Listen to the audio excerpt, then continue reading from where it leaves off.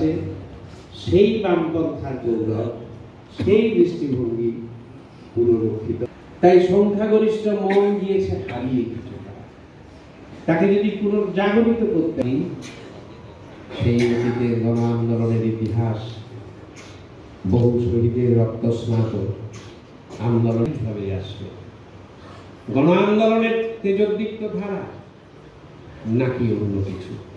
এই প্রশ্নটি আপনারা কিছু মনে করবেন না, কারণ ঐক্যগতের মধ্যে মতাদর্শগত সংগ্রাম না থাকে, হয় গলাগলিদের কাছে, বামপন্থীদের কাছে ঐক্যের ধারণা নয়, ঐক্যের ধারণা হলো ঐক্য, সংগ্রাম, ঐক্য।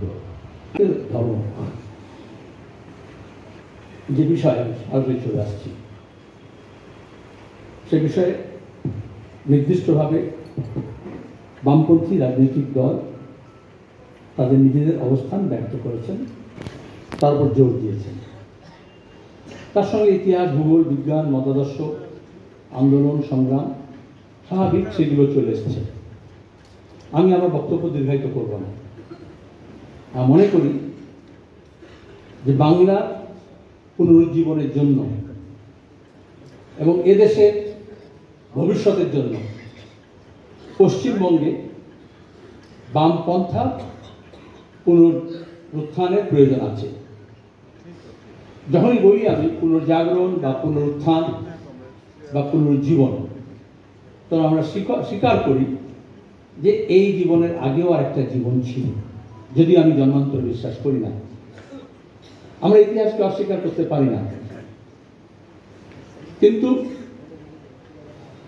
আমরা শুধুমাত্র ইতিহাসের কথা চর্বিত চর্বণ করলে ভবিষ্যৎ পানে এগোতে পারবো না। আমরা ইতিহাস চর্চা করি, ইতিহাস থেকে শিক্ষা গ্রহণ করি। ইতিহাসে ভালো আছে, অভিজ্ঞতা, মন্দ আছে।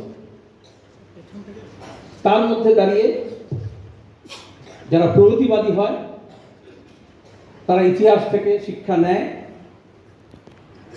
আন্দোলন সংগ্রামে যেগুলো আমাদেরকে প্রেরণা যোগায়, সম্মুখ পানে এগিয়ে যেতে উত্তরণের জন্য যা আমাদের পাথর,